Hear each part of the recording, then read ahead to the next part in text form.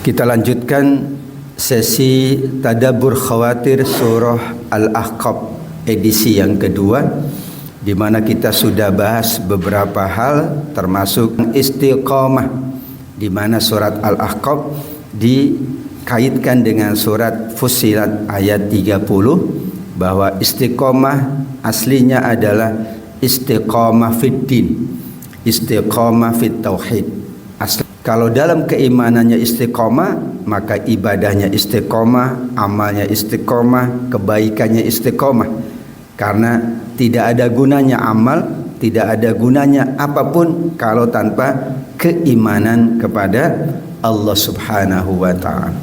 Jika ada yang tidak istiqamah ibadah dan amalnya, berarti imannya belum istiqamah. Qalu Rabbunallah, itulah istiqamah yang paling inti.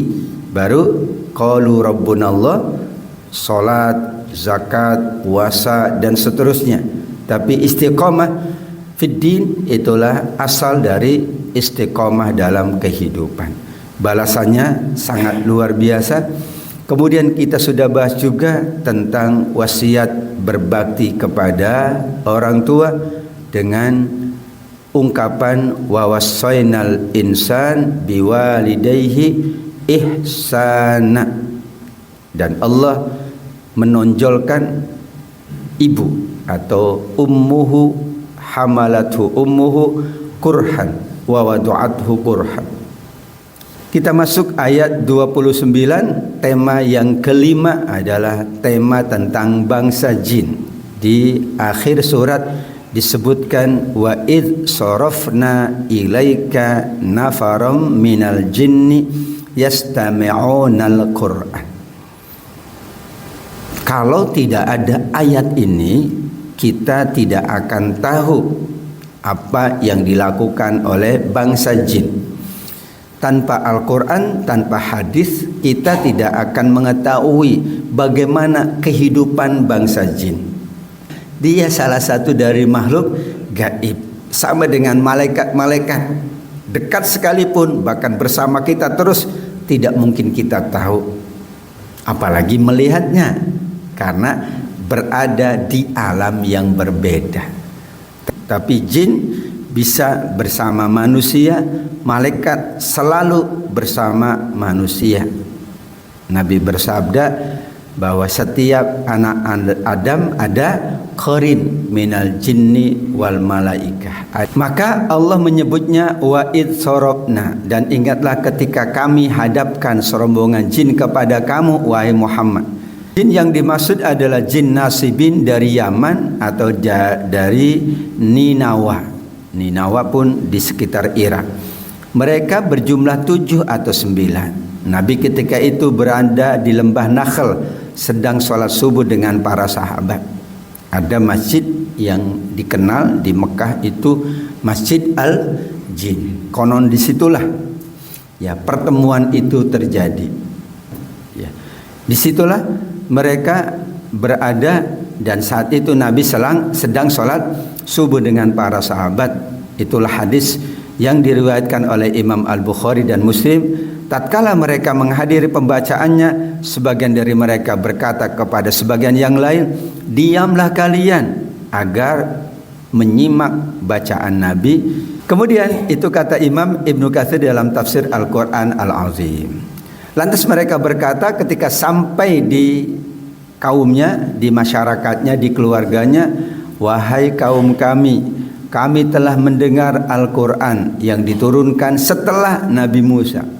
Jika lebih rinci kata Imam Ibnu Katsir, kita bisa baca surat Al-Jin secara utuh dari awal sampai akhir.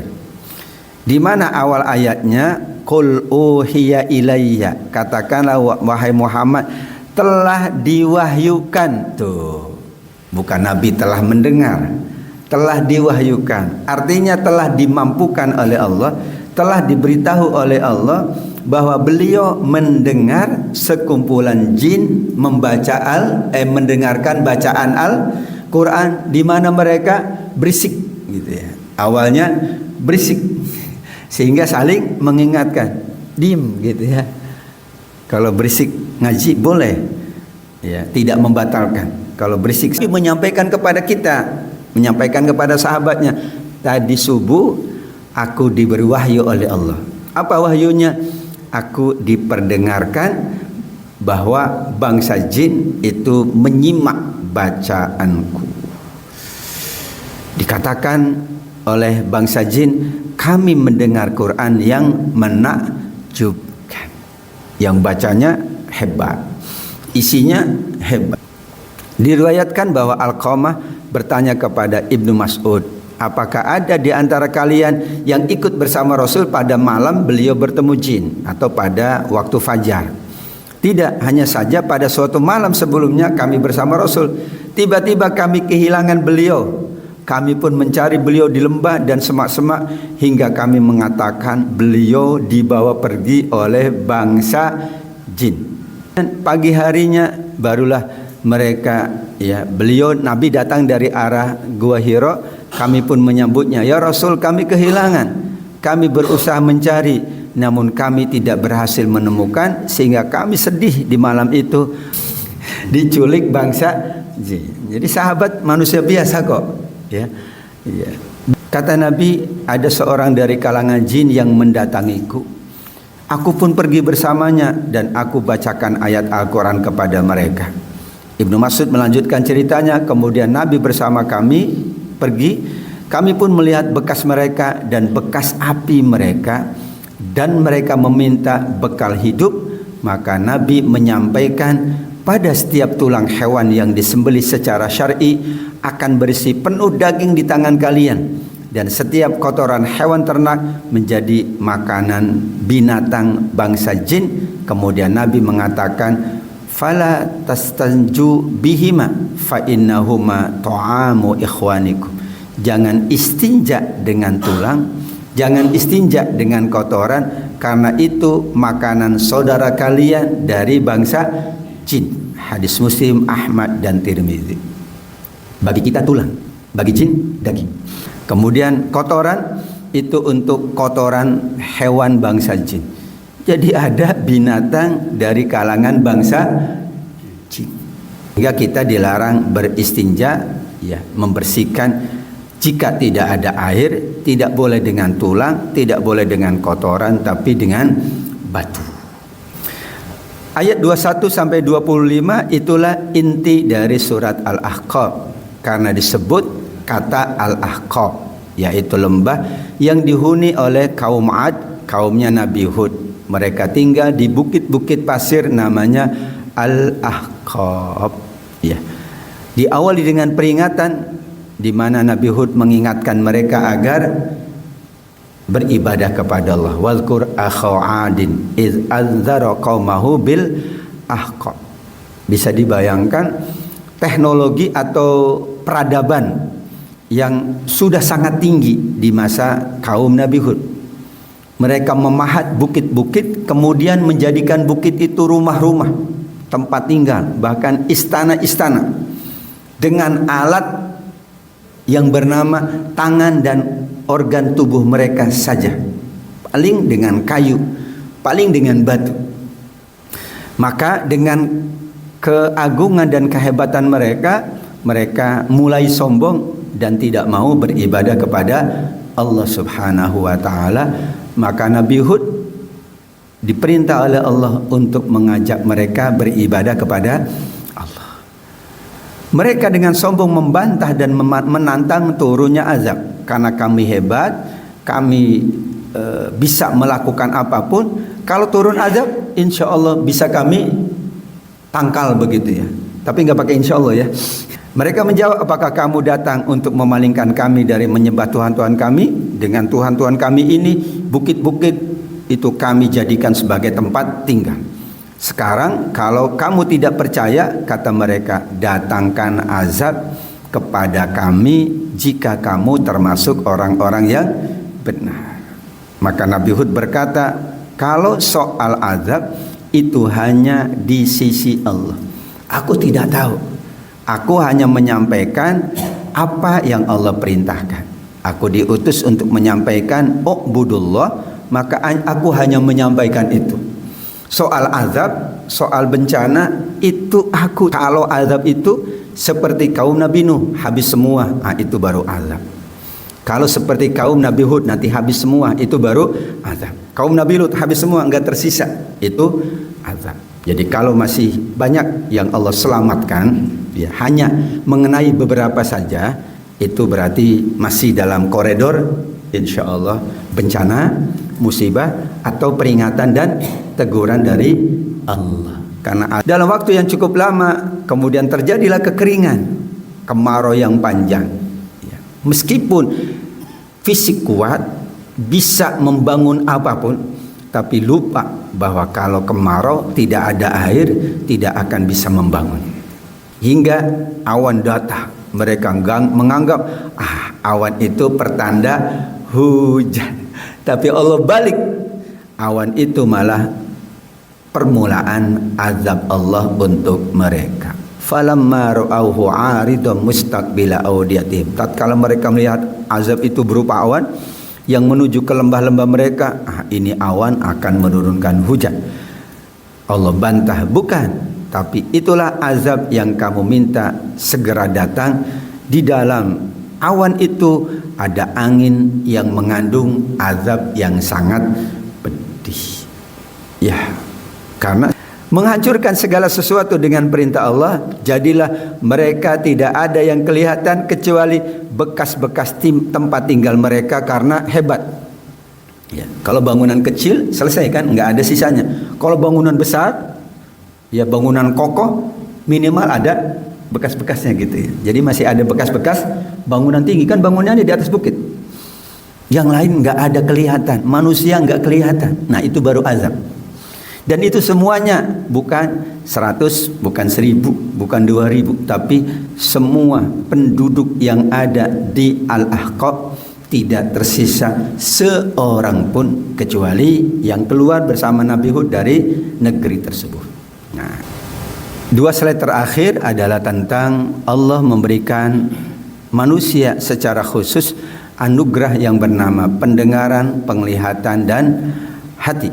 Ya, kami meneguhkan kedudukan manusia yang belum pernah kami berikan kedudukan, yaitu kami berikan pendengaran, penglihatan dan hati. Sayang, pendengaran, penglihatan dan hati itu tidak berguna kepada kaum Nabi Hud. Jadi Allah berikan keteguhan, berikan kekuatan ya, dengan sekian kemampuan mereka, kemudian ditambah mereka mendengar, mereka melihat, dan mereka tentu bisa juga merasa dengan hati mereka atau berpikir, merenung dengan hati mereka. Namun sayang, mereka tidak mau memanfaatkan potensi pendengaran, penglihatan dan hati. Wallahu a'lam. Allah gambarkan kebinasaannya setelah itu diingatkan tentang nikmat Allah yang sangat besar, namun mereka tidak memanfaatkan itu untuk menyaksikan keagungan Allah. Mereka malah mengingkarinya, sehingga Allah ingatkan soal penciptaan dan kebangkitan, bahwa penciptaan itu adalah kuasa Allah, tapi ada yang kedua kuasa Allah, yaitu membangkitkan semua manusia yang sudah mati. Nah, tentang penciptaan banyak yang sudah percaya. Kaum Nabi Hud percaya yang mencipta itu Allah, tapi soal kebangkitan mereka nggak percaya. Jadi lebih berat mempercayai kehidupan setelah kematian daripada kehidupan dunia. Ya, kehidupan dunia banyak yang percaya. Bahkan kalau ditanya siapa yang mencipta langit dan bumi, mereka mengakui Allah.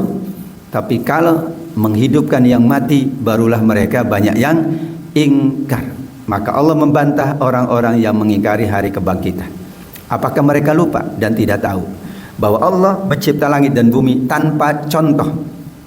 Allah kuasa menciptakannya. Dan dulu pun banyak yang sudah meninggal dunia dan Allah kuasa mematikan mereka. Kalau Allah kuasa mencipta dan mematikan, maka Allah kuasa pula menghidupkan kembali, yang Allah tetapkan kehidupan setelah kematian. Dan itu khusus untuk manusia saja.